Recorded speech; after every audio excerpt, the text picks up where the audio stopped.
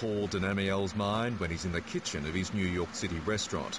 The French chef has been whipping up rich buttery fare for more than a decade, and his customers are well aware the dishes aren't exactly diet-friendly. To an establishment such as this, people are coming to splurge, and it's moderation. They're not doing this every day. They're coming here and they're not concerned about the caloric value and what they're eating and things like that. But moderation at mealtime is something a lot of other New Yorkers aren't exercising.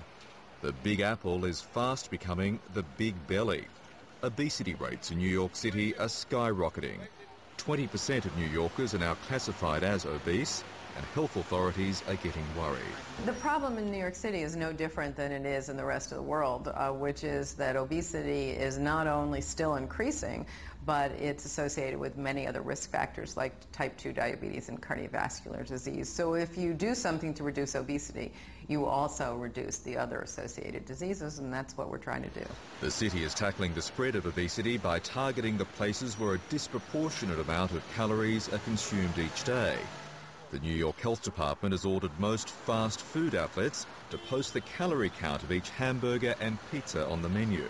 What we want consumers to know is how many calories each of those menu items has, so the consumer can make their own decision. So we're not at all restricting anybody. The only thing we're doing is saying, if you're going to put the end menu item and you're going to put the price up there, you also have to put the calories so that at the point of purchase, consumer will be able to figure out what the best deal is for them. Fast food restaurants serve about a third of all meals in New York City on any given day. Some chains already let customers know the numbers behind the various dishes on offer.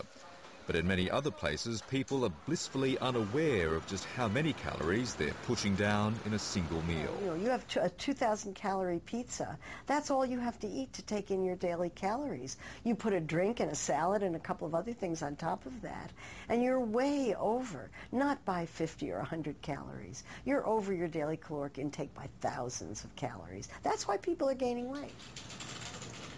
Marion Nessel is one of America's most outspoken nutritionists. She believes the new law will make a difference to New York waistlines. Well, there are some preliminary studies, a few, very few, that show that when consumers are informed about the number of calories in some of the fast food items, they will pick the smaller ones. As I said, I think people will be absolutely shocked when they see how many calories are in some of these items. Maybe not everybody. The day I'm going to McDonald's, I'm not really going to care about calories. So it wouldn't make any difference to what you order? No. I actually think it's a really good idea. I mean, it gives people a little more information about whether or not they're making the right decision about what they want to eat. The fast food heavyweights are vigorously opposing the regulation. They've taken the city to court in a so far unsuccessful attempt to quash the measure. McDonald's says if customers really want to know how many calories are in their Big Mac, they can go to the company's website. Its chief executive has described as professional naysayers those pushing for more prominent nutritional information.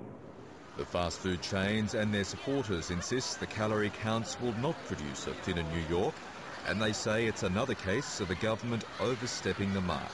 What I question is the fact that there's not a single shred of evidence to suggest that any of these policies are going to work. And it's absolutely irresponsible policymaking to adopt such a draconian regulation, frankly, a regulation that has costs on consumers, costs on restaurants, frankly, costs on consumer freedom as a more fundamental concept, the idea that you should be able to just enjoy your meals. Oh, that's hilarious. I just find it very funny because, of course, the state has a role. The state has a role in every single aspect of the food business, from production to consumption. And this is simply another part of that role. It isn't doing something new or breaking new ground. It's just tweaking an existing system. The crackdown on New Yorkers' eating habits is one of several government measures that have triggered debate about personal freedom. Last year, New York banned trans fats from the city's kitchens. New York, Washington and several other cities have banned smoking in all restaurants and bars. New York Mayor Michael Bloomberg insists governments have an obligation to tell people how to lead better and healthier lives. Critics say it all smacks of a fast encroaching nanny state. I think it's really insidious the way that they're approaching these policies, because it's kind of like the old adage about how you boil the frog. You know, you put them in the cold water and you just slowly turn up the heat. Americans are losing liberties one at a time, but they don't recognize that each one of these little liberties is one more liberty that's lost and that you'll never be able to get back. Nonetheless, those behind the calorie crackdown hope it'll extend well beyond New York and well beyond America. There are proposals like this all across the country, and I actually expect that there'll be proposals in Australia as well soon. I think this has caught on. I think it's an idea that's helpful to residents in any area. Just how much people want to be helped remains an open question. Michael Rowland, Lateline.